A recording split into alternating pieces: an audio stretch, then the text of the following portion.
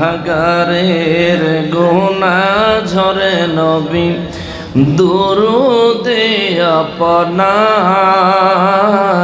গুনাহগারের গুনাহ ঝরে নবী দুরুদে আপনার রোজ হাসরে পার করিবেন রোজ হাসরে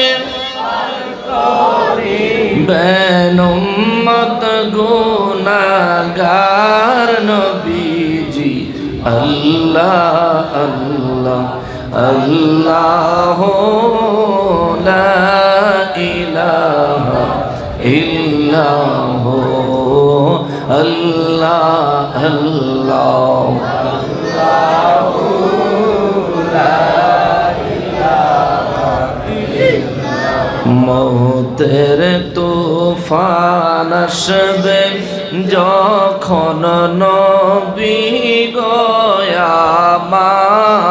আমার মওতের তুফান আসবে যখন নবী গোয়া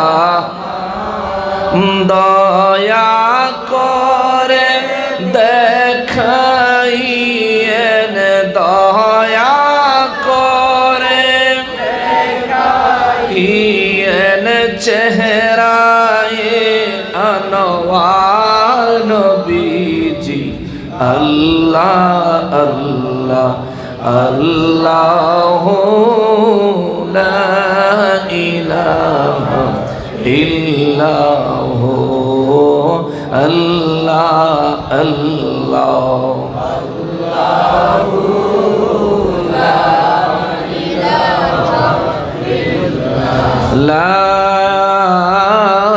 ইলাহা ইল্লাল্লাহ মুহাম্মাদুর রাসূলুল্লাহ সাল্লাল্লাহু আলাইহি ওয়াসাল্লাম। সকলে মহান রব্বুল আলামিনের শুকরিয়া আদায় করার নিয়তে জবান খুলে উচ্চ আওয়াজে পড়ি আলহামদুলিল্লাহ।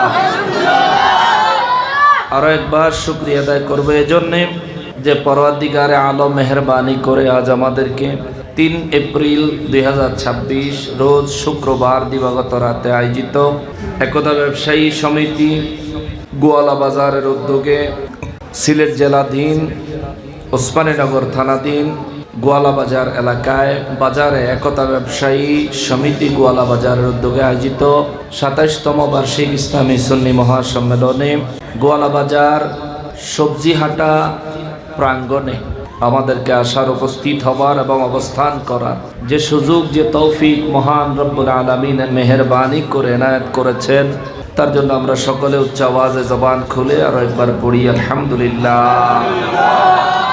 লক্ষ কোটি দুরুদ ও সালাম সরকারে কায়নাত সৈয়দুল মুরসালিন খাতিমুন নবীন রহমাতুল লিল আলামিন নূরে মুজাসসাম নূর আলা নূর হায়াতুন নবী জিন্দা নবী নবীদের নবী উম্মতের কান্ডারি নবী শাফাআতের কান্ডারি নবী হাউজে কাউসারের মালিক নবী আমার নূর নবীজির নূরানি কদম মোবারকে মহান রব্বুল আলামিন যেন মেহেরবানি করে কবুল করেন। জবান খুলে পড়ি আমিন। অধ্যকার আয়োজিত মাহফিলের সম্মানিত সভাপতি সাহেব, সহ সভাপতি সাহেব, সাধারণ সম্পাদক মহোদয়, সভাপতি সাহেবগণ মহোদয়গণ, বিশেষ করে আলোচনা পেশ করেছেন হযরত মাওলানা আল্লামা মুফতি আব্দুল মজিদ পিরোজপুরি সাহেব। আলোচনা পেশ করেছেন হযরত মাওলানা মুফতি হুমায়ুনুর রহমান লিখন সাহেব সহকারে আরো বহু উলামায়ে কেরাম। আন্তরিকতার সাথে সকলকে স্মরণ করছি আল্লাহ তাআলা যেন সভাপতি সাহেব, আয়োজক বৃন্দ এবং আলোচক বৃন্দদেরকে হায়াতে তাইয়্যিবা এনায়েত করেন। সবাই পড়ি আমিন। এবং এই মাহফিলের ব্যাক স্টেজ থেকে পিছন থেকে যারা সহযোগিতা করেছেন, একতা ব্যবসায়ী সমিতির যত সদস্যবৃন্দ রয়েছেন, আল্লাহ তাআলা প্রত্যেককে হায়াতে তাইয়্যিবা এনায়েত করেন। সবাই পড়ি আমিন। উপস্থিত দিগার উলামায়ে কেরাম, সমাজের মান্যগণ্য ব্যক্তিবর্গ এবং আমার সম্মুখে উপস্থিত দিনদার ইমানদার মুসলমান মুত্তাকি ভাইরা, পর্দার আড়ালের মা ও বোনেরা, রাস্তাঘাট দোকানপাট থেকে দূর দূরান্ত থেকে যে যেখান থেকে আমাদেরকে এই মুহূর্তে কোনো সোশ্যাল মিডিয়া বা অনলাইনের মাধ্যমে দেখছেন, সকলকে উদ্দেশ্য করে সালাম আরজ করে আমি আমার নির্ধারিত বিষয়ের উপর আলোচনায় প্রবেশ করছি। আসসালামু আলাইকুম ওয়া রাহমাতুল্লাহি ওয়া বারাকাতুহু। সম্মানিত হাজরিন, আমাকে স্টেজে আসার পর বিষয় সম্পর্কে অবগত করা হয়েছে যে আমি যেন শানে কারবালার উপর কিছু কথা বলি। আগে জানাইলে ভালো হইতো, স্টেজে জানাইছে। উপস্থিত ক্ষেত্রে যতটুকু সম্ভব হয় আল্লাহ তাআলা যতটুকু কবুল করেন আমি চেষ্টা করব ইনশাআল্লাহ। কারবালা এই শব্দটা শুনলেই ঈমানওয়ালা মুসলমান মুমিনের অন্তর সেই শাহাদাতে কারবালা নবী রাহমাতুল লিল আলামিনের আওলাদ ইমাম হুসাইন রাদিয়াল্লাহু তাআলা আনহু সহ আওলাদের রাসূলদের শাহাদাতের কথা অন্তরে স্মরণ হয়। যদিও আমরা দুর্ভাগা, সেই 61 হিজরিতে আমাদের নসিব হয় নাই, আল্লাহ তাআলা আমাদেরকে দুনিয়াতে পাঠান নাই। যদি তখন আমাদেরকে দুনিয়াতে পাঠাইতেন, আপনি আমি তখন যদি দুনিয়াতে থাকতাম আর আমাদের জন্ম যদি ইরাকে হইতো, কারবালার আশেপাশে হইতো, তাইলে ইমানি জজবাত সহকারে আমাকে জবাব দিয়েন, কারবালার যুদ্ধের ময়দানে আপনারা কি যেতেন? সবাই যাইতেন না দুই একজন কম? একটু হাত তুলেন তো।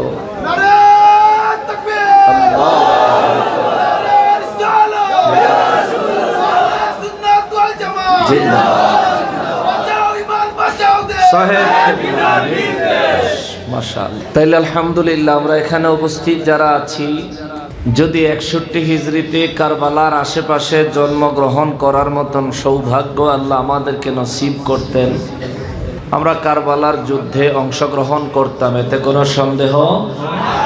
আল্লাহ আপনি আমাদেরকে কারবালার শহীদদের কাতারে কবুল ও মঞ্জুর করেন, পড়ি আমিন। আচ্ছা, কারবালার যুদ্ধের ময়দানে গেলে দুই পক্ষ সেখানে যুদ্ধ করতেছিল। এক হলো নবীজির আওলাদ ইমাম হুসাইন রাদিয়াল্লাহু তাআলা আনহু, ৭২ জন আহলে বাইতে রাসূল এবং অন্যান্য সদস্যরা সহ, কোনো বর্ণনায় কেউ বলছেন ৮০, কেউ বলছেন ৮৪ বা কেউ বলছেন ৮৬, অর্থাৎ সাথে যত গোলাম ছিল বা কাজের লোক ছিল তারা সহ আমরা ৭২-এর হিসাব করি। আর বিপরীত পক্ষে ইয়াজিদ বাহিনী ২২,০০০। আপনি আর আমি যদি কারবালার যুদ্ধের ময়দানে অংশগ্রহণ করতাম, তাইলে ৭২-এর পক্ষে যাইতাম না ২২,০০০-এর?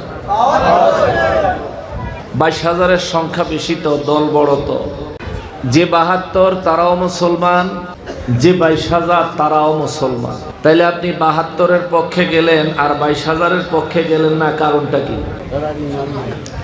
কারণ হলো ৭২-এর মধ্যে আল্লাহর রাসূলের আহলে বাইত আছে, ২২,০০০-এর ভিতরে আল্লাহর রাসূলের আহলে বাইত নাই।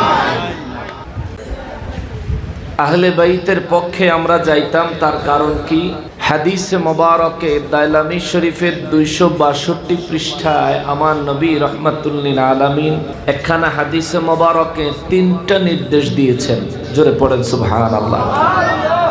নবীজি বলেন, ফাকাল রাসূলুল্লাহ সাল্লাল্লাহু আলাইহি ওয়াসাল্লাম আদিবু আওলাদাকুম সালাসা খিসালিন হুব্বে নবিয়িকুম ওয়া হুব্বে আহলে বাইতিহি ওয়া কিরাআতিল কুরআন আও কামা ক্বালা আলাইহিস সালাতু ওয়াস সালাম। জবান খুলে পড়েন সুবহানাল্লাহ। দালামি শরীফের ২৬২ পৃষ্ঠায় আমার নূর নবী রাহমাতুল লিল আলামিন হাদিসে মোবারক বয়ান করেছেন। নবী বলেন, আদিবু আওলাদাকুম সালাসা খিসালিন, তোমরা তোমাদের ছোট্ট ছোট্ট সোনামণিদেরকে, তোমরা তোমাদের বাচ্চাগুলোকে ৩টা কাজ শিক্ষা দাও। জোরে কোন সুবহানাল্লাহ।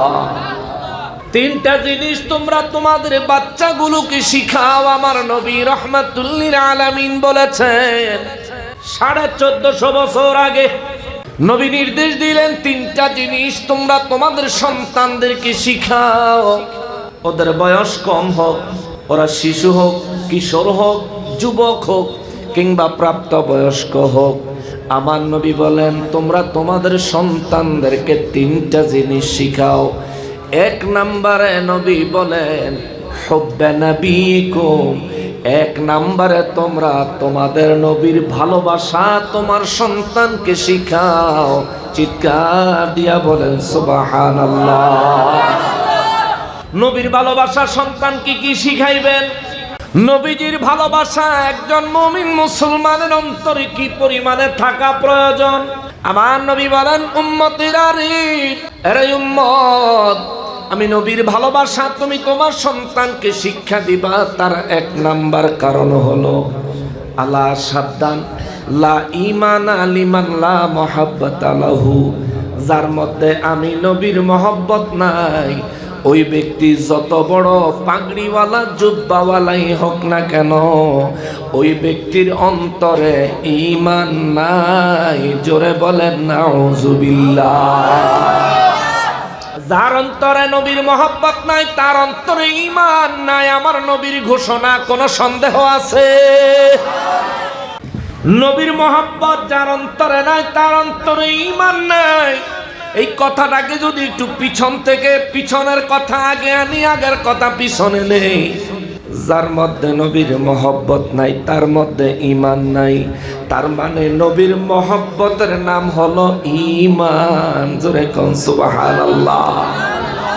নবীর ভালোবাসা যার মধ্যে নাই তার মধ্যে ঈমান নাই। আমার নবীর ঘোষণা। মুসলমানের আরি, আমার পেয়ারা নবীর উম্মতের আরি, নবী আমার রাহমাতুল লিল আলামিন আরো বলেন মুসলমানের আরি, আমার নবী আরো বলেন উম্মতের আরে শোনো, তোমরা আমি নবীর ভালোবাসা অন্তরে রাখতে না পারলে ঈমানদার হতে পারবা না। এবার জবান খুলে জবাব দেন, আমাদের ঈমান আছে না নাই? এত দুর্বল ঈমান আসেনি? জোরে বলেন ঈমান আসেনি? ঈমানের অপর নাম নবীর ভালোবাসা। হাদিস সাক্ষী। কোনো সন্দেহ আছে? বলেন কোনো সন্দেহ আছে?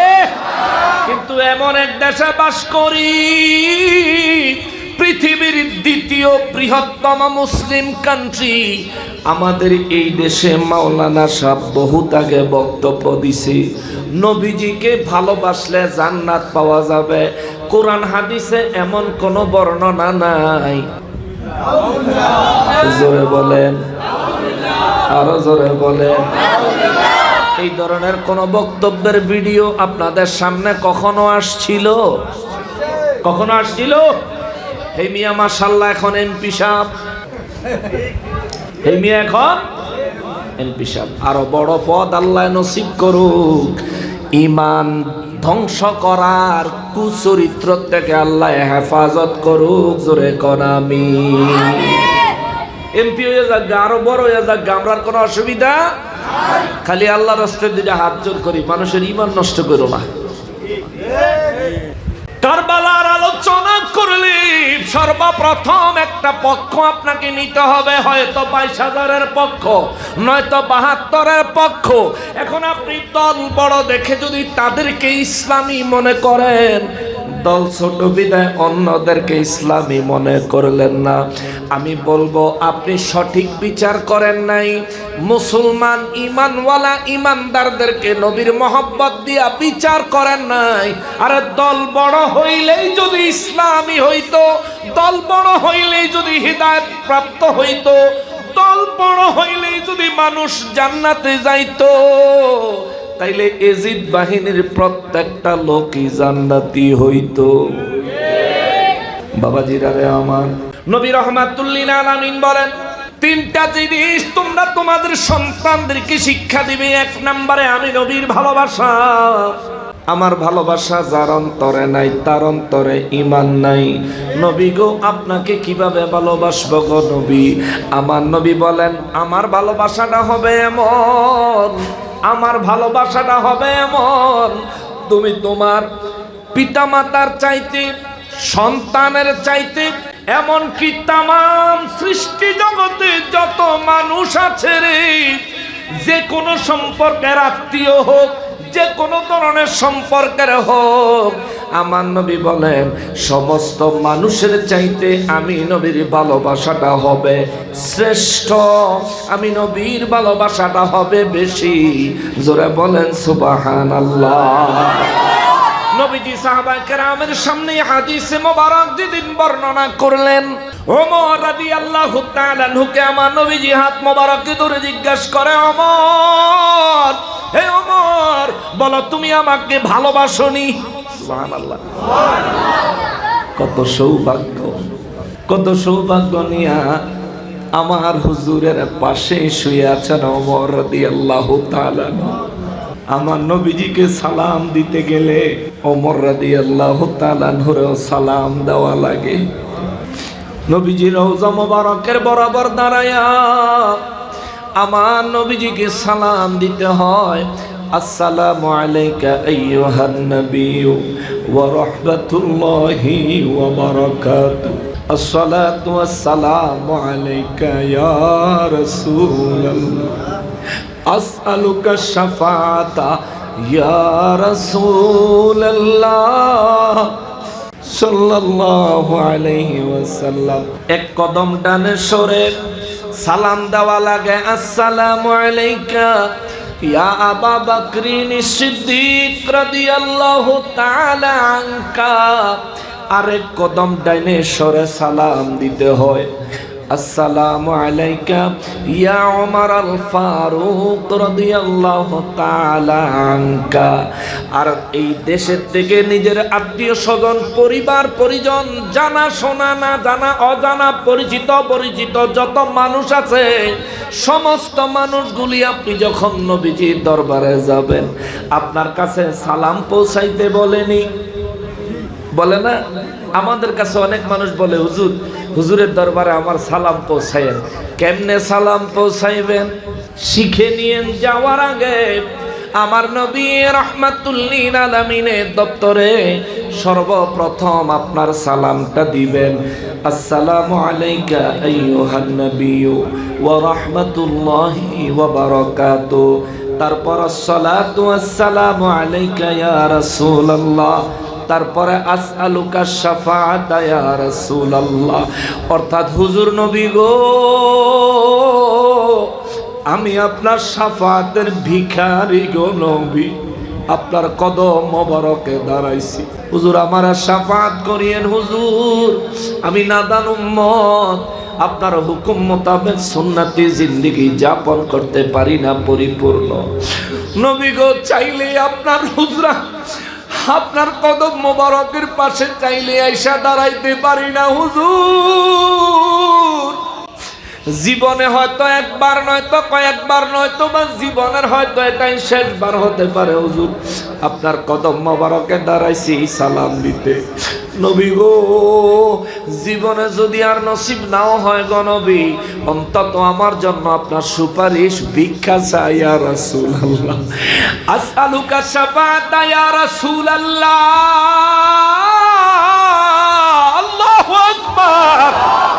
নবী আমার রাহমাতুল লিল আলামিন বলেন, যে ব্যক্তি হজ করতে আসলো আর আমি নবীজির রওজা মোবারক জিয়ারতে আসলো, মসজিদে নববীতে নামাজের নিয়তে নয়, নবী বলেন যে ব্যক্তি আমি নবীর জিয়ারতের নিয়ত করে মদিনা মুনাওয়ারায় আসলো, আমি নবীর রওজা মোবারকের সামনে দাঁড়ায় আমি নবীকে সালাম দিল, আমার নবী বলেন আমি নবী ওয়াদা দিচ্ছি, আমার এই উম্মত যদি ঈমানের সাথে ইন্তেকাল করে, এই উম্মতের জন্য শাফাআত করা আমি নবীর জন্য ওয়াজিব হয়ে গেল। এই জন্য ওখানে দাঁড়ায়া নবীজির নুরানি কদম মোবারক বরাবর দাঁড়ায়া বলি, আসআলুকা শাফাআতা ইয়া রাসূলুল্লাহ। নবী গো, আমি আপনার শাফাআতের তলবকারী, হুজুর আমি আপনার শাফাআতের অন্বেষণকারী। ও নবী, আপনার শাফাআত আমি চাই। এই নিজের সালাম দিয়া শাফাত চায়া, দ্বিতীয় নম্বরে সারা দুনিয়ার মানুষ যারা যারা আপনার কাছে নবীজির দরবারে সালাম পৌঁছাইতে বলেছে তাদের পক্ষ থেকে হুজুরের দরবারে সালাম দিবেন। হয়তো বা এখন মুখস্থ নাও হতে পারে, রেকর্ড হচ্ছে, ইনশাআল্লাহ রেকর্ড থেকে শুনে শুনে মুখস্থ করে নিবেন। বাবারে, যারা যাবেন তারাও মুখস্থ করে নিবেন, যারা যেতে পারেন না এখনো তারাও মুখস্থ করে রাখিয়েন। আল্লাহ রাসূলের কবে জানি দয়া হয় আপনার দিকে, জানি নেক নজর কবে হয়, আল্লাহ জানি কবে কবুল কইরা ফালায়। নবীজির দরবারে হাজির হওয়া আশা রাখেন, দোয়াটা মনে রাখেন। দুনিয়ার মানুষ কাহারো পক্ষ থেকে নবীজির দরবারে সালাম পৌঁছানোর নিয়ম হলো আসসালাতু ওয়াসসালামু আলাইকা ইয়া রাসূলুল্লাহ মিন জামিই মান আওসানি বিসসালামি আলাইকা ইয়া রাসূলুল্লাহ। আওয়াজ করে বলেন সাল্লাল্লাহু আলাইহি ওয়াসাল্লাম। দুনিয়ার যে কোনো মানুষের পক্ষ থেকে নবীজির দরবারে সালাম পৌঁছানোর সিস্টেম হলো এটা। আগে আপনার সালাম দিবেন, শাফাআত তলব করবেন, দ্বিতীয়ত গিয়া সবার পক্ষ থেকে সালাম দিবেন আসসালাতু ওয়াসসালামু আলাইকা ইয়া রাসূলুল্লাহ মিন জামিই মান আওসানি বিসসালামি আলাইকা ইয়া রাসূলুল্লাহ। দাঁড়াইতে দেয় না বেশিক্ষণ ওখানে, কিন্তু কয়েক মুহূর্ত সেখানে দাঁড়াইলে মনে হয় হুজুর বোধহয় আমার দিকে তাকায় আছে। ওরে দয়ালো নবী, প্রেমের ছবি আর আসবে না জগতে আমার। দয়ালো নবী, প্রেমের ছবি আর আসবে। নবী উম্মতের কান্ডারি 17 দিশারি, শাফাত করিবেন নবী হাসরে। নবী উম্মতের কান্ডারি 17 দিশারি, শাফাত করিবেন নবী হাসরে। নবী হাসর দিনে উম্মত বিনে, নবী হাসর দিনে উম্মত বিনে, যাবেন না নবীজি বেহেশতে আর আসবে না জগতে আমার। দয়ালো নবী, প্রেমের ছবি আর আসবে জগতে আমার। দয়ালো নবী, প্রেমের ছবি। আল্লাহ আমাদের প্রত্যেককে নূর নবীজির জিয়ারত নসিব করে দিয়েন, জোরে বলেন আমিন। যারা একবার গেছে কিংবা কয়েকবার গেছে, আল্লাহ বারবার আমাদেরকে নসিব করে দিয়েন, জোরে বলেন আমিন। যারা জীবনেও যেতে পারে নাই, মৌতের আগে অন্তত একবার হলো নসিব করে দিয়েন, জোরে বলেন আমিন। মুসলমানেরা রে,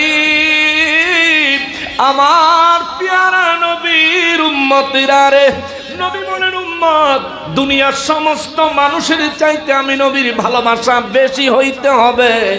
ওমর রাদিয়াল্লাহু তাআলা আনহুরে আমার নবী দইরা কয়, ওমর তুমি আমারে ভালোবাসনি? ওমর রাদিয়াল্লাহু দুই চোখের পানি ছাইরা দিয়া কয়, নবী গো, ও নবী কি বলেন? আমি ওমর, আমি কি ছিলাম হুজুর আপনার জান আছে গো।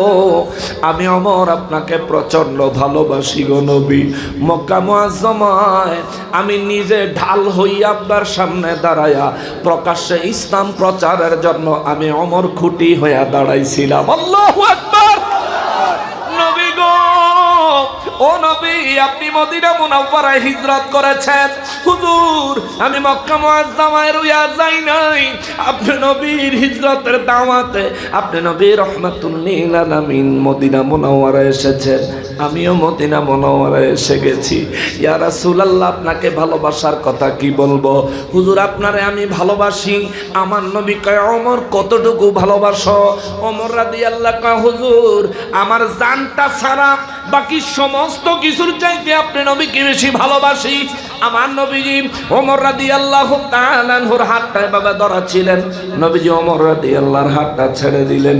ওমর রাদিয়াল্লাহু তাআলা আনহু বুঝতে পারলেন আমার জবাবে আল্লাহর রাসূল সন্তুষ্ট হয় নাই। ওমর রাদিয়াল্লাহু নবীজির সামনে দুইটা হাঁটু জমিনে লাগায়া নবীজির সামনে হাঁটু গেড়ে কয় ইয়া রাসূলুল্লাহ নবী গো নারাজ হয়ে গেলেন নাকি? আমার নবী বলেন ওমর তুমি আমাকে কি পরিমাণে ভালোবাসো? হুজুর আমার জানটা ছাড়া বাকি সব কিছুর চাইতে বেশি ভালোবাসি। নবী বলেন ওমর রে তুমি এখনো মুমিন হইতে পারো নাই। আমার নবীকে ওমর রাদিয়াল্লাহু বলেন নবী গো কেন, কি কারণে? আমার নবী বলেন যতক্ষণ পর্যন্ত ওমর রাদিয়াল্লাহর কলবের দিকে নবীজির শাহাদাত আঙ্গুল মোবারক ইশারা করে বলে ওমর যতক্ষণ পর্যন্ত তুমি তোমার এই জানের চাইতেও বেশি আমি রাসূলকে ভালোবাসতে না পারবা ততক্ষণ পর্যন্ত তুমি মুমিন হইতে পারবা না। চিৎকার দিয়া বলেন আল্লাহু আকবার। ওমর রাদিয়াল্লাহু তাআলা আনহু যিনি নবীজির হাতে কালেমা পড়েছেন, যিনি নবীজির সাথে দ্বীনের প্রচার করেছেন, যিনি নবীজির জন্য হিজরত করেছেন, নবীজির কথার বাইরে যিনি জিন্দেগিতে কোনোদিন একটা কদম দেয় নাই, ওই ওমর রাদিয়াল্লাহু যার সম্পর্কে আমার নবী বলেছেন আসমানে যত তারকা আছে রে ওই তারকা সমপরিমাণ নেক আমল আমার ওমরের আমল নামায় আছে। সুবহানাল্লাহ। ওই ওমর রাদিয়াল্লাহু কয় ওমর এখনো পূর্ণ মুমিন হইতে পারো নাই কেন গো নবী? জানের চাইতে বেশি ভালোবাসতে না পারলে পূর্ণ মুমিন হইতে পারবা না। ওমর রাদিয়াল্লাহু তাআলা আনহু কয় নবী গো লা শাক্কা ওয়ালা রাইবা কোনো সন্দেহ নাই এই মুহূর্তে আমি ওমর আমার প্রাণের চাইতেও বেশি আপনি নবীকে ভালোবাসি। নবী কয় ওমর এই মাত্র তুমি মুমিন হইলা। এতদিন ছিলা ইমানদার আর এই মাত্র তুমি মুমিন হইলা। ইমানওয়ালা আর মুমিন এক না, ইমানওয়ালা আর মুমিন এক নয়। নবী বলেন ওমর এই মাত্র তুমি মুমিন হইলা। সাহাবায়ে কেরামের মধ্যে নবীজি রাহমাতুল লিল আলামিনের খেদমতে প্রশ্ন করা হলো হুজুর নবী গো জানের চাইতেও বেশি আপনাকে ভালোবাসতে হবে কেন? হুজুর প্রাণের চাইতেও বেশি আপনাকে ভালোবাসতে হবে কেন? আমরা যদি প্রাণের চাইতেও বেশি আল্লাহকে ভালোবাসি তাইলে তো বোধহয় আরো ভালো হয়। হুজুর আপনাকে কেন প্রাণের চাইতে বেশি ভালোবাসতে হবে? আমার নবী বলেন কারণ আমার আল্লাহ কোরআনুল কারীমে বলেছেন আন-নাবিয়ুল আওলা বিল মুমিনিনা মিন আনফুসিহিম। আমি নবীকে আল্লাহ ঈমানওয়ালা মুমিন মুসলমানের প্রাণের চাইতে আরো কাছে আমি নবীকে আমার আল্লাহ রাখছে। চিৎকার দিয়া বলেন সুবহানাল্লাহ।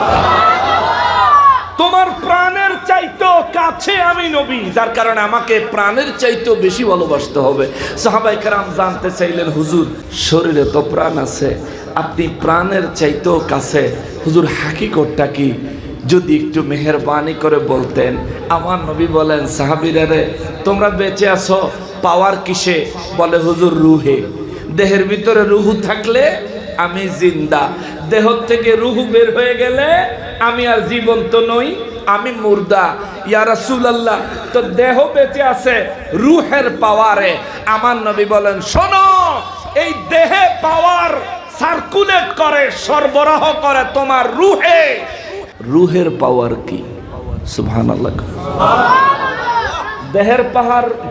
দেহের পাওয়ার হচ্ছে রূহ, তোমার রূহের পাওয়ার কি?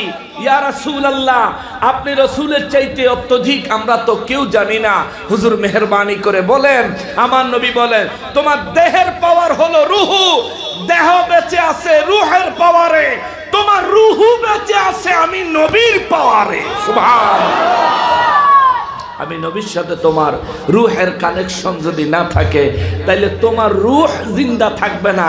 তোমার দেহ জিন্দা থাকতে যেমনি ভাবে রূহের প্রয়োজন, তোমার রূহের জিন্দা থাকতেও আমি নবীর প্রয়োজন। সুবহানাল্লাহ। তোমার দেহের জান হইল তোমার রূহ, তোমার রূহের জান হইলাম আমি নবী।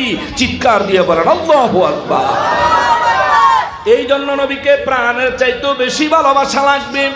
আমার নবী বলেন, উম্মতরে তোমরা তোমাদের দেশের সন্তানদেরকে তিনটা জিনিস শিক্ষা দিবা, তিনটা আদব তোমরা তোমাদের সন্তানকে শিখাইবা। এক নম্বরে আমি নবীর মহব্বত।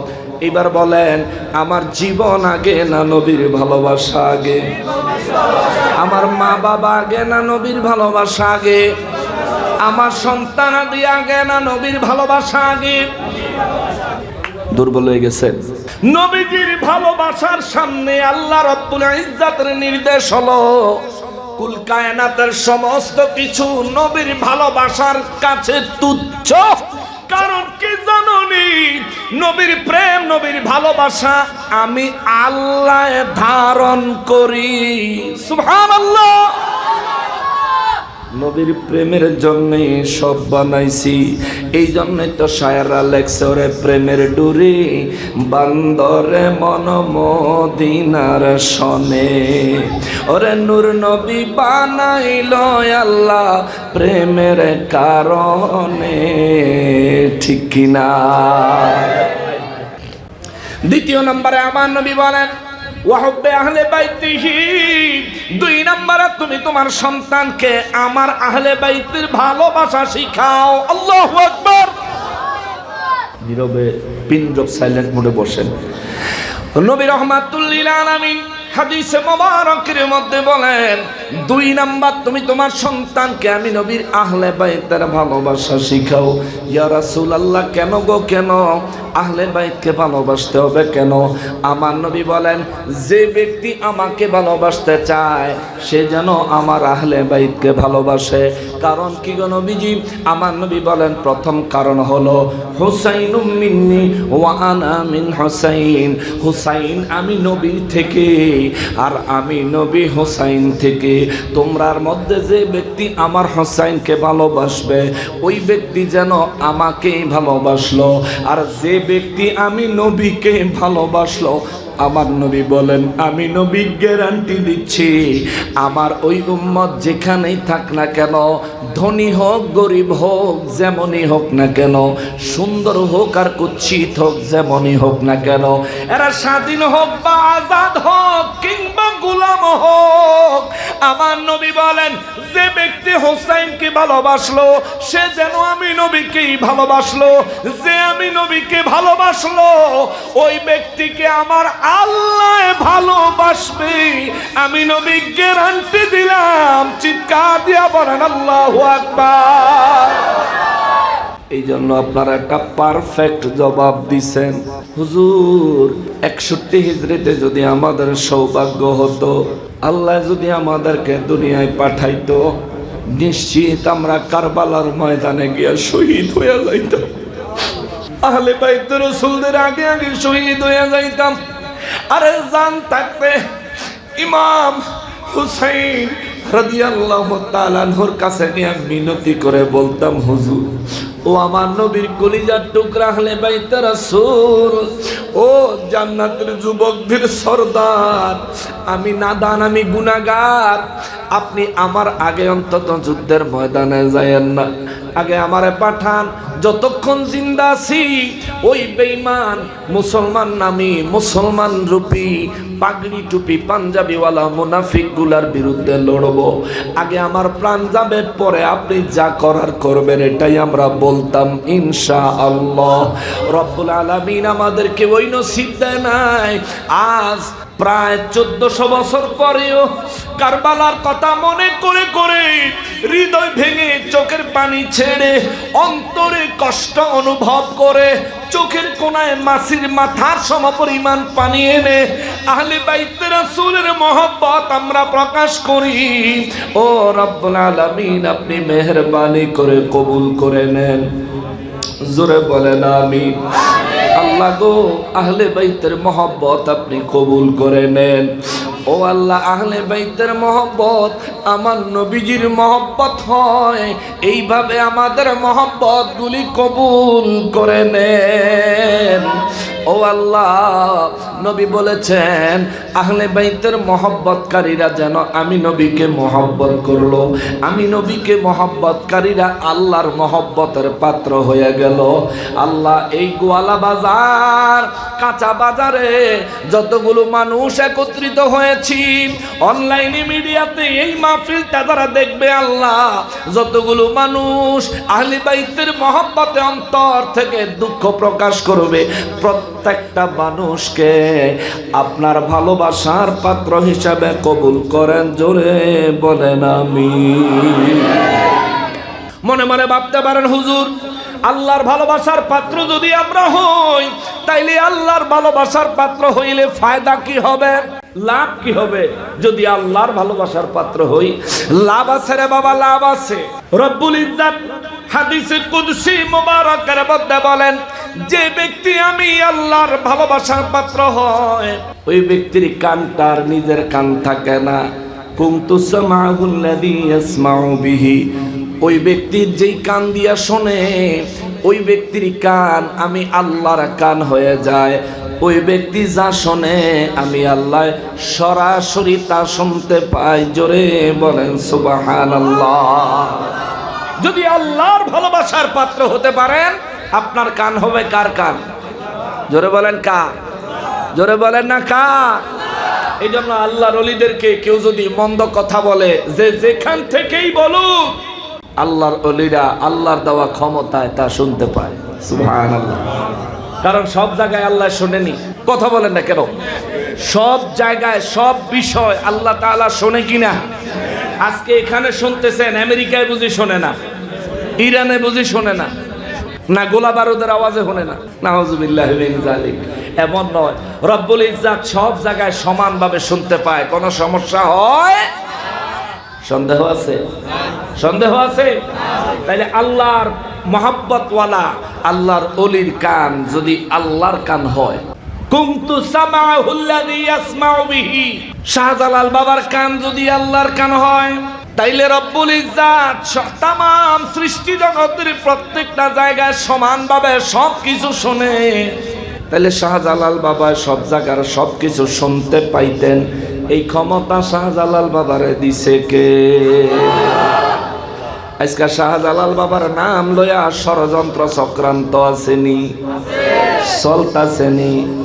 হাত দিস না মামু, জইল্লা যাবিগা। ঠিক কিনা বলে? শাহজালাল বাবার নামে হাত দিও না, বরবাদ হয়ে যাইবা। দাফন করার জন্য হাত দিও পাওয়া যাবে না। আল্লাহ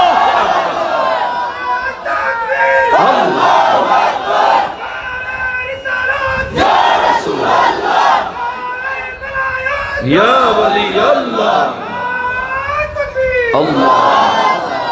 শাহজালাল বাবার দরবারে দেশ স্বাধীন হওয়ার পর থেকে যখনই নির্বাচন আসে, নির্বাচনকে কেন্দ্র করে সব দলের নেতৃবৃন্দরা আল্লাহর ওলিদের দরবারে যায়, জিয়ারত করে, দোয়া নিয়ে নির্বাচনী কার্য পরিচালনা আরম্ভ করে।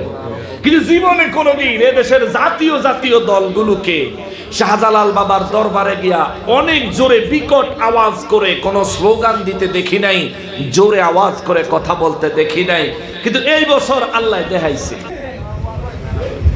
এই বছর আল্লাহ, এটা কি সফলতার লক্ষণ না ধ্বংসের? বরবাদ হয়ে যাইবা। কেননা 1450 বছর আগে আমার আল্লাহ বলে রাখছেন, মান আদালি ওয়ালিয়ান ফাকাদ আযাতুহু বিল হারব। যে ব্যক্তি আমার ওলিদের সঙ্গে দুশমনি করে, আমি আল্লাহ তার বিরুদ্ধে যুদ্ধ ঘোষণা অলরেডি করে দিলাম। আল্লাহু আকবার। আল্লাহর সাথে যুদ্ধ করে পারার উপায় আসেনি? আছে। আমাদের দেশে যত গোলা বারুদ ড্রোন মরণ যা আছে এগুলি সব মাইরা আল্লাহর লগে যুদ্ধ করে হারান যাবে নি? কয়েকদিন আগে তো প্রদর্শনী হয়েছে না, আমাদের দেশের অস্ত্র গোলা বারুদের প্রদর্শনী হয়েছে। মাশাআল্লাহ, ভালোই লাগছে। আমাদের দেশে যথেষ্ট পরিমাণ গোলা বারুদ জমা আছে ইনশাআল্লাহ, আলহামদুলিল্লাহ। তবে এগুলোর মিসাইল রেঞ্জ ফেসবুকে দেখলাম একজনে লেখছে, এটা রেঞ্জ হইল ঢাকাতে মারলে যশোর গিয়া পড়বো।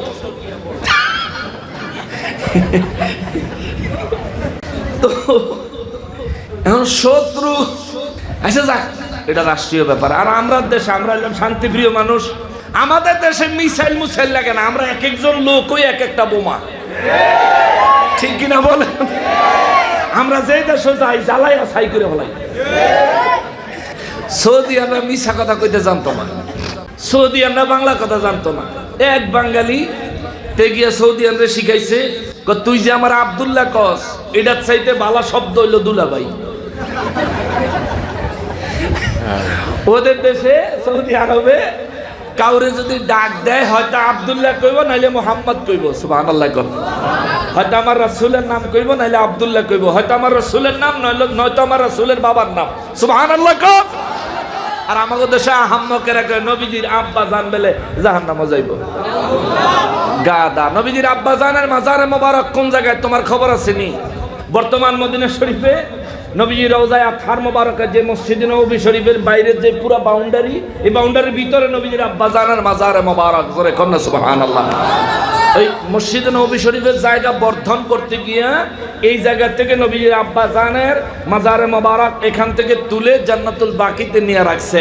আচ্ছা, নবীজির মসজিদ নববী শরীফের যে বাউন্ডারি, এই বাউন্ডারির ভিতরে যদি কোনো কবর থাকে, কোনো কবরবাসী থাকে, তার কবরে আল্লাহ আযাব দিব? এটা আশা করা যায়, বিশ্বাস করা যায়? আর জান্নাতুল বাকিতে কি আযাব হয় বলেন? সাধারণ ঈমানওয়ালা, সাধারণ ঈমানদার কোন মুসলমানকে যদি জান্নাতুল বাকিতে দাফন করে, আমার নবী বলেছেন কিয়ামত পর্যন্ত তার কবরে কোনো আযাব হবে না। সুবহানাল্লাহ। তো নবীর আব্বাজান যদি মসজিদে নববী শরীফের বাউন্ডারির ভিতরে থাকে, তাইলেও আল্লাহর আযাব থেকে মুক্ত, আল্লাহ মাফ করবেন। আর যদি জান্নাতুল বাকিতে থাকেন, তাইলেও আল্লাহর আযাব থেকে মুক্ত, আল্লাহ তাআলা মাফ করবেন। তুই মুলবি গেওয়াইতে থাক, রিয়াল খা, খেজুর খা, মুরগি খা, আর হেগো পক্ষে দালালি করতে থাক, অসুবিধা নাই। আমরা তাওয়াক্কাল করি আল্লাহর উপরে, প্রাণের চাইতেও বেশি ভালোবাসি তার রাসূলকে, ঠিক কিনা বলেন? সম্মানিত হাজিরিন, যেটা বলতেছিলাম, হয়তো মুহাম্মদ বলে ডাক দেয়, নয়তো আব্দুল্লাহ বলে ডাক দেয়। আর আরো মজার ব্যাপার হলো, আমাদের দেশে নবীজির শানে দুরুদ ও সালাম নিয়ে কত চুলকানি। ওই দেশে কারো সাথে ঝগড়া লাগলে, কারো সাথে কোনো কিছু কিনা বেচার সময় হইলে দামাদামি করছেন, মনে করেন ঠিক আছে, যে বিক্রি করতেছে সে আপনাকে দিবে, আপনিও নিবেন। যে দোকানদার সে যদি সৌদি হয় কিংবা কোনো আরবি হয়, সব শেষে দেওয়ার আগে বলবো সাল্লু আলাল হাবিব সাল্লু আলা মুহাম্মদ সাল্লাল্লাহু আলাইহি ওয়াসাল্লাম, দুরূদ শরীফ পড়বো, পইরা তারপরে দিব। কেউ ঝগড়া লাগলে মাছ যত কিলাকিলি ফাড়াফাড়ি মারামারি হোক, মাঝখান দিয়া কেউ গিয়া যদি খালি বলে সাল্লু আলা মুহাম্মদ, সঙ্গে সঙ্গে দুই ব্যক্তি পানি ঠান্ডা হয়ে যাবে, জোরে কন্যা সুবহানাল্লাহ। ঝগড়া শেষ, নবীজির উপর দরুদ সালাম নিয়া। তো এক বাঙালি হেবাটা হিগাইছিল, কয় আব্দুল্লাহ কওয়ার চাইতে দুলাভাই কইলে বেশি ভালো। কয় দুলাভাই, এটা আবার কিরকম শব্দ? এটা বাংলাদেশি শব্দ, এটা আমাদের দেশের বাংলা ভাষা। দুলাভাই বললে অনেক ভালো হয়। তো সৌদি এটারে 4-5 দিন মাস্ক কইরা মুখস্থ করছে। ডেলি আইয়া কয় দুলাভাই টাল, হ্যাঁ না। মানে আরেক বাঙালি দেখে কই কিরে তোর মালিক তোর দুলাভাই কয়, কে রে কথা কইছ না চাপ, এখন যদি তুই হাকিকত কইয়া দেস তাহলে আমার কলাটা কাটবো। এখন এই সৌদি আবার কোন এলাকায় গিয়া কোন বাঙালির লগে দেখা হইছে, কয় আব্দুল্লাহ, আনতা আব্দুল্লাহ? কয় আইয়া তাইও আনা আব্দুল্লাহ। বাঙালি এর পুরানা ছিল, তারা জিজ্ঞাসা তুই কি আব্দুল্লাহ? কয় হ্যাঁ অবশ্যই আমি আব্দুল্লাহ। কয় আব্দুল্লাহ চাইতে উত্তম শব্দ কি? খাইরুম মিন আব্দুল্লাহ দুলাভাই। আব্দুল্লাহ থেকে দুলাভাই কি বেশি বালা? বাঙালি কয় না তো, লা। সৌদি কয় কেফ আনতা ইয়াকুল হাদা, তুই কেমনে এটা কর যে এই আব্দুল্লাহ সাইতে দুলাভাই বালা না? তোরে কেটা কইছে বালা? কয় আমার একটা লোক আছে আব্দুল্লাহ, হে কইছে দুলাভাই হে আব্দুল্লাহ সাইতে বালা। কয় হে কি বাঙালি? কহ কতলে ঠিকই আছে।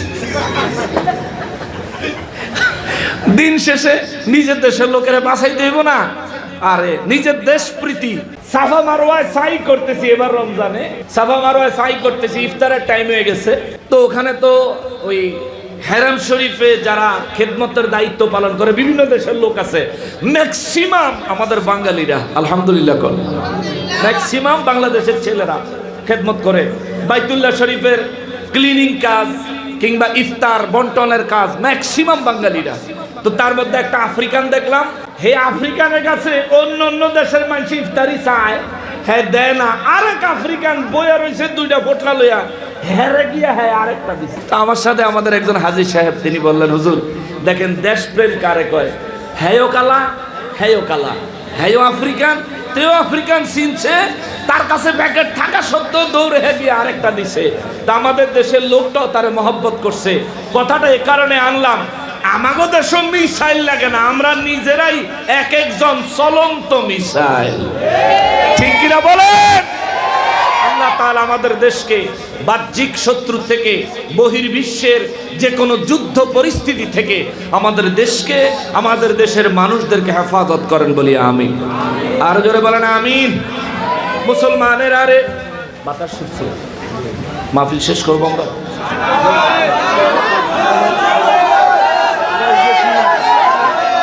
আচ্ছা আচ্ছা আচ্ছা, উপরে বেলে টিন আছে, তাহলে নিচে তো পানি পড়তো না।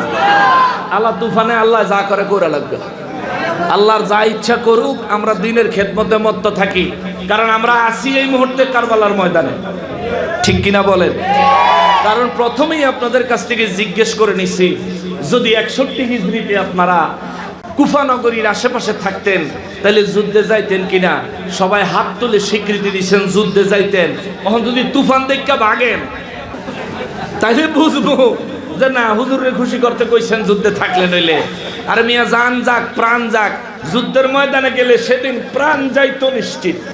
কিন্তু জিন্দেগির সবচেয়ে বড় সৌভাগ্যবান ব্যক্তি হইতাম, জান্নাতের যুবকদের সর্দারের জন্য প্রাণ যাইতো, শাহাদাতের মর্যাদা নিয়া গৌরবের সঙ্গে হাসরের ময়দানে আল্লাহর সামনে হাজির হতে পারতাম, ঠিক কিনা বলেন? বাবাজিরা রে আমার, এ মুসলমানের, আমি বলতেছিলাম শোনেন, রব্বুল ইজ্জাত বলেন কুনতু সামাউল্লাযী আসমাউ বিহি, যখনই আমি আল্লাহ কোনো ব্যক্তিকে ভালোবাসি, যখনই কেউ আমার ভালোবাসার পাত্র হয়ে যায়, আমার রব্বুল ইজ্জাত বলেন তখনই ওই ব্যক্তির কান আমি আল্লাহর কান হয়ে যায়। আল্লাহ পাক সর্ব জায়গায় সমানভাবে শুনতে পান কি পান না? আল্লাহ শুনতে পায় না? যেমনি ভাবে আমার আল্লাহ সর্ব জায়গার সব কিছু শুনতে পায়। শাহজালাল বাবার কান যদি আল্লাহর কান হয়, শাহজালাল বাবা যদি আল্লাহর ভালোবাসার পাত্র হয়, তাইলে শাহজালাল বাবাও আল্লাহর দেওয়া ক্ষমতায় আল্লাহ তামাম কুল কায়নাতের যে জায়গার যেই জিনিস শুনতে ইচ্ছা করে, আমার আল্লাহর দেওয়া ক্ষমতায় তিনি শুনতে পারে, এতে কোনো সন্দেহ নাই। কথা বলেন ঠিক কিনা? ওই শাহজালাল বাবার নামে হাত দিও না, ওই শাহজালাল বাবার নামে হাত দিও না। এই বাংলাদেশে ইসলামের পতাকা উড়ে শাহজালাল বাবার নামে, কথা বলেন ঠিক কিনা? আল্লাহু আকবার, আল্লাহু আকবার, ইয়া রাসূলুল্লাহ, ধৈর্য রাখুন।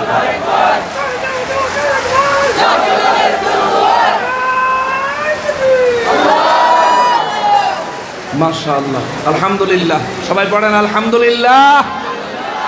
আল্লাহ রহমত দিছে, নেয়ামত দিছে, তার জন্য কিছুক্ষণ আল্লাহ পাকের জিকির করি। সবাই বলেন আল্লাহ আল্লাহ আল্লাহ আল্লাহ আল্লাহ আল্লাহ আল্লাহ আল্লাহ আল্লাহ আল্লাহ আল্লাহ আল্লাহ আল্লাহ লা ইলাহা ইল্লা ইল্লাল্লাহ লা ইলাহা ইল্লাল্লাহ লা ইলাহা ইল্লাল্লাহ লা ইলাহা ইল্লাল্লাহ হাসবি রাব্বি জাল্লাল্লাহ মা ফি কলবি গায়রুল্লাহ হাসবি রাব্বি লা মা ফি কলবি লা নূর মুহাম্মদ সাল্লাল্লাহু লা ইলাহা ইল্লাল্লাহ লা ইলাহা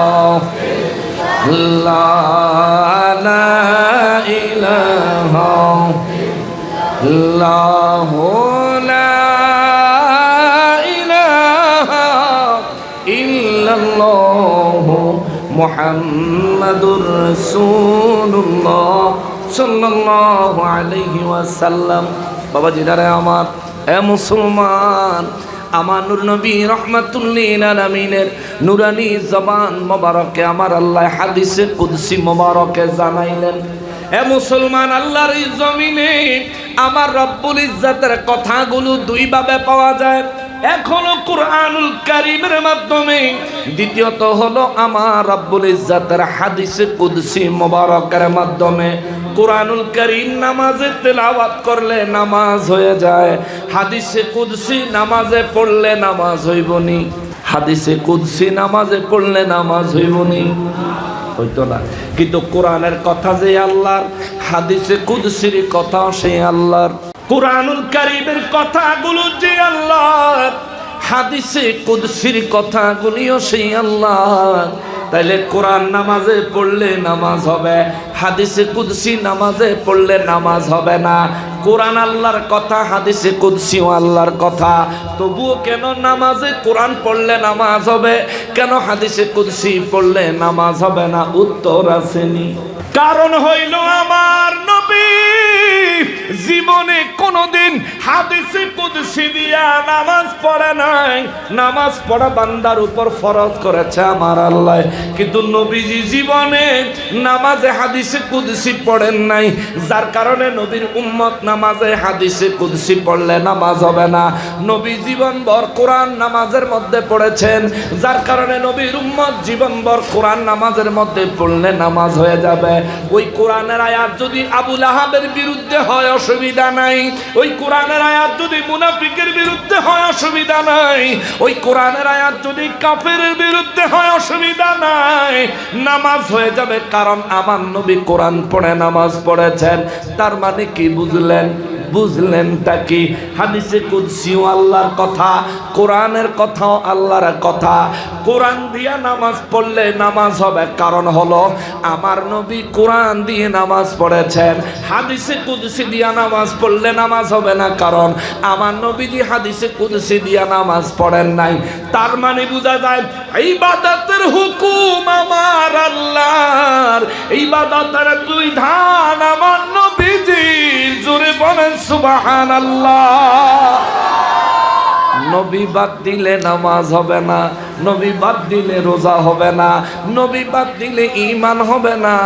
কিছু আহাম্মক বুঝতে পারে না, কথা বলেন ঠিক কিনা? কারা বুঝে না?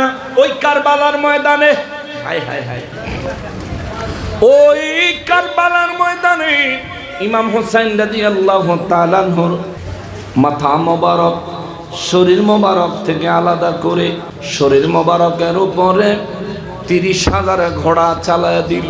শরীরের হাড় থেকে মাংস মোবারক গুলো ঘোড়ার খুরের আঘাতে আলাদা হয়ে গেল। ইন্তেকাল করার পরেও, শাহাদাত বরণ করার পরেও ছেড়ে দেয় নাই বাতিলের দল। দেখতে মুসলমান, তাদের মধ্যে হাজার হাজার হাফেজে কোরআন ছিল, তাদের মধ্যে হাজার হাজার মুফতি ছিল, তাদের মধ্যে হাজার হাজার মুহাদ্দিস ছিল, তাদের প্রায় প্রত্যেকের মাথায় পাগড়ি ছিল, প্রত্যেকের গায়ে জুব্বা ছিল, প্রত্যেকের মুখে দাড়ি ছিল রে দাড়ি। তবুও এই মানুষগুলোর অন্তরে আহলে বাইতের জন্য মহব্বত আসে নাই। এ মুসলমান রে, আরে গোয়ালা বাজারের মুসলমান, আজ আমি আপনাদেরকে নবীজির ওই নির্দেশের 3টা নির্দেশের হাদিসে মোবারক শোনাইলাম। আদিবু আওলাদাকুম সালাসা খিসালিন, হুব্বে নবীকুম ওয়া হুব্বে আহলে বাইতিহি ওয়া কিরাআতিল কুরআন। এই যে হাদিসে মোবারক, তৎকালীন যুগে ইয়াজিদ বাহিনী কি জানতো না? কথা বলেন না কেন? ইয়াজিদ বাহিনী জানতো নি? ঠাড়া মারছে, ডরাইতেছেন। মিকাইল ফেরেশতার কাম মিকাইল ফেরেশতাই করুক, বৃষ্টির দায়িত্বে মিকাইল ফেরেশতা। জোরে কন্যা সুবহানাল্লাহ। এ দেখছেন ঠাড়া মারছে। আরো একটা কথা আল্লাহ আমাদেরকে জানাইলো, আল্লাহ পাকের কুদরত দিয়া, বৃষ্টির দায়িত্বে মিকাইল ফেরেশতায় আছে। মিকাইল ফেরেশতার আল্লাহ যা হুকুম করছেন, মিকাইল ফেরেশতায় তাই করতেছেন। আমাদের কোনো অসুবিধা আছে? ঠাড়া মারলে কি ভয় পান? কিছুটা ভয় লাগে, ধারাম করে শব্দ হইলে কিছুটা ভয় লাগে, কিন্তু তার চাইতেও বেশি ভয় থাকতে হবে কার? জোরে বলেন কার? আসেনি ভয়? আছে? আছে তো? নিঃসন্দেহে আপনাদের সঙ্গে আমিও সাক্ষী দিছি, হ্যাঁ আপনাদের অন্তরে আল্লাহর ভয় আছে। আলহামদুলিল্লাহ বলেন। আমি সাক্ষী দিলাম, হ্যাঁ আপনাদের অন্তরে আল্লাহর ভয় আছে। হুজুর কিভাবে আপনি আমাদেরকে এত বড় সাক্ষ্য হইলেন? কিভাবে সাক্ষ্য হইলাম? এই যে বৃষ্টি নামছে, কিংবা অনেক রাত হয়ে গেছে, এখানে তো ম্যাক্সিমামই আশেপাশের ব্যবসায়ী ভাইয়েরা না, সারাদিন পরিশ্রম করার পরেও আপনারা এই পরিশ্রমের ফাঁকে ফাঁকে এত বড় আয়োজন করছেন। জেনারেটর আছে তো না? জেনারেটর আছে তো?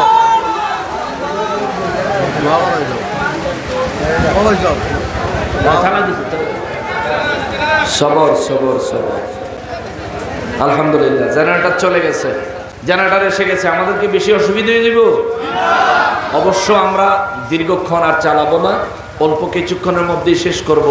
তবে কথাটা বলি, এত কষ্ট করে আপনারা আয়োজন করার পরে এই বৃষ্টি বাদলের মধ্যেও মাহফিল অবস্থান করেছেন, এটা নিঃসন্দেহে অন্তর থেকে আল্লাহ পাকের প্রতি তাকওয়া প্রদর্শন, নবীজির প্রতি মহাব্বত প্রদর্শন আল্লাহ কবুল করেন।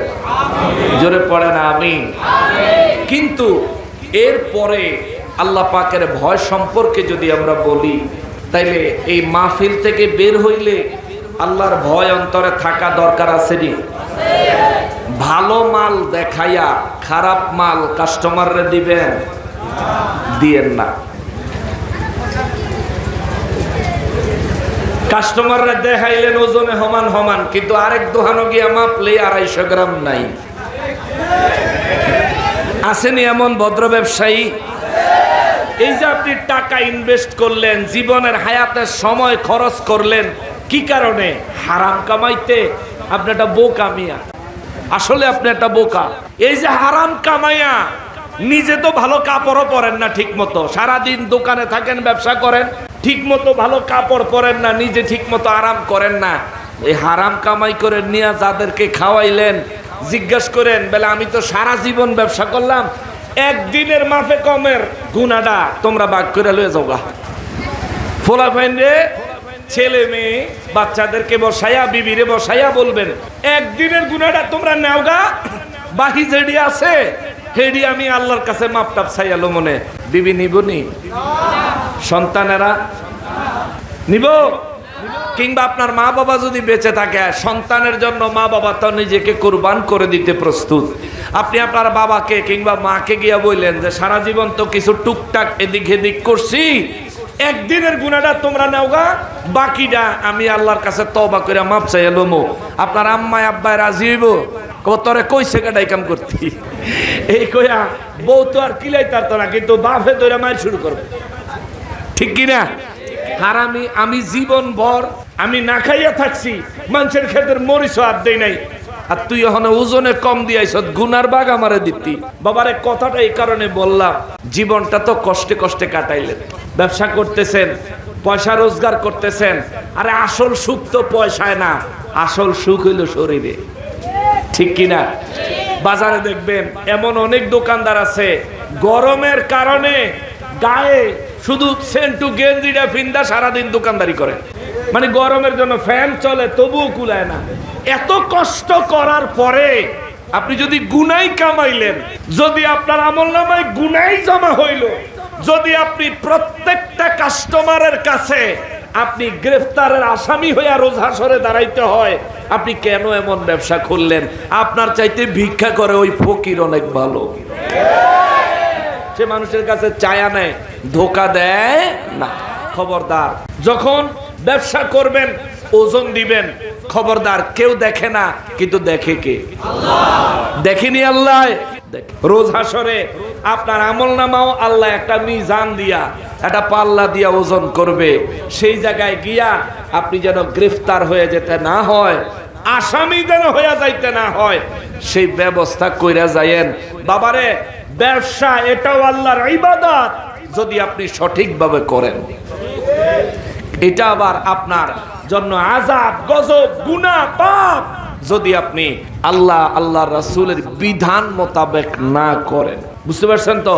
আবার কিছু কাস্টমারেরও ব্যাপার আছে, যেই জিনিসের দাম 300 টাকা সেটার দাম তে কয় 100 টাকা। তো দোকানদার বেচারা তো অনেক ভদ্রলোক, বেচারা কত হলো কাস্টমার ফেরত দিতাম না, নেন 100 টাকাই নেন, পরে কিনবো বাধ্য হইয়া কম দেয়। তা আপনারা অনুরোধ করি কম দিয়েন না, না পারলে না দিয়েন, কাস্টমার ফেরত দিয়েন। একজন গেলে আর একজন আইব। আপনার রিজিকে যদি তার পকেটের পয়সা থাকে, এটা গুইরা সারা বাজার 33 চক্কর দিয়াও আপনার ইয়া দেওয়ান লাগবো, ঠিক কিনা বলেন? কারো রিজিক কেউ নিতে পারে। যদি একজনের রিজিক আরেকজন নিতেই পারতো, তাহলে মানুষের আল্লাহ ডায়াবেটিস রোগ দিত না। ডায়াবেটিসের রোগী সে তার পরিবার নিয়ে টেবিলে খাইতে বসে, টেবিলে কত সুন্দর সুন্দর খানা, কিন্তু ডায়াবেটিসের রোগী বাচ্চা খায়। ভাত 1 কাপ দেও, হ্যাঁ, খাওয়ার পরে চা খাইব কদ্দুর, চিনি তো খাইতে পারে না। ওই যে ডাক্তারের দোহানো স্যাকারিনের মতন দানা পাওয়া যায়, সেটা দিয়া খায়, মজা তো লাগে, ঠিক কিনা বলেন? চিনির মতো মজা লাগে। এটা কি কারণে হয়েছে? রিজিকও নাই, চিনিও আছে, ভালো খাওয়ানো আছে, কিন্তু খাইতে পারতেছে না, কারণ রিজিকে নাই। আর অন্যরা খাইতে পারতেছে, তাদের রিজিকে আছে। আপনার ব্যবসায় আপনার জন্য যদি কারো পকেটে আল্লাহ অর্থ দিয়া রাখে, ওটা যদি আপনার রিজিকে থাকে, 100 বার বাজার চক্কর দিলেও সবশেষে ঘুরে আপনার কাছেই আসবে। এই বিশ্বাস আছে তো? রিজিকের মালিক কে? জোরে বলেন কে? বিশ্বাস আছে? তাওয়াক্কুল রাখবেন, তাওয়াক্কুল, অন্তরে তাওয়াক্কুল রাখবেন। সবচেয়ে বড় সাহায্যকারী কে? আল্লাহ। মহা বিপদে পড়ে গেছেন, আল্লাহ বলেন সাহায্যের পথ হলো ওয়াস্তাইনু বিস-সাবরি ওয়াস-সালাহ। 1 নম্বরে তুমি ধৈর্য ধারণ করবে, 2 নম্বরে নামাজ ইবাদতের মাধ্যমে আমি আল্লাহর কাছে সাহায্য চাইবে। জোরে কন্যা সুবহানাল্লাহ। 1 নম্বর কাজ কি? ধৈর্য ধরবেন। 1 নম্বর কাজ ধৈর্য, অর্থাৎ আপনি বিপদে পড়ছেন, হতাশ হবেন না, আল্লাহর কাছে আত্মসমর্পণ করবেন। কারেন্ট আসছে, বৃষ্টির কারণে সম্ভবত কোন জায়গায় লাইন লিক আছে, এক লাইন আরেক লাইনের সাথে সমস্যা হলে জেনারেটর বন্ধ হয়ে যাইব। কেমন? সম্মানিত হাজরিন, আমি আমার আলোচনাটাকে সামনে কমপ্লিট করব, চলবো। আচ্ছা, ইনশাআল্লাহ আলোচনা চালামো। আল্লাহ রহমত দিছে, একটু গরম লাগতেছিল, মাশাআল্লাহ এখন তো আরামই লাগতেছে। আচ্ছা, মাশাআল্লাহ। আমরা আমাদের আলোচনা সামনের দিকে বাকিটুকু করার চেষ্টা করব ইনশাআল্লাহুল আজিজ। তবে আমাকে অনুরোধ করা হয়েছে, এই আগামী বছর, এটা 27তম মাহফিল, কেমন? আগামী বছর মাহফিলটা হওয়া দরকার আছে নি? এই আমরা এই কারেন্টের কেরামতির আগে আগামী বছরের মাহফিলের 12টা করে লই, তারপরে মাইক না থাকলেও হুদা মুখ দিয়ে হইলেও শেষ করে যাবো ইনশাআল্লাহ। আগামী বছর মাহফিলের জন্য মাইক কে দিবেন? এবার মাইকে কত লাগছে? আচ্ছা, আস্তে। এটা কি? আচ্ছা,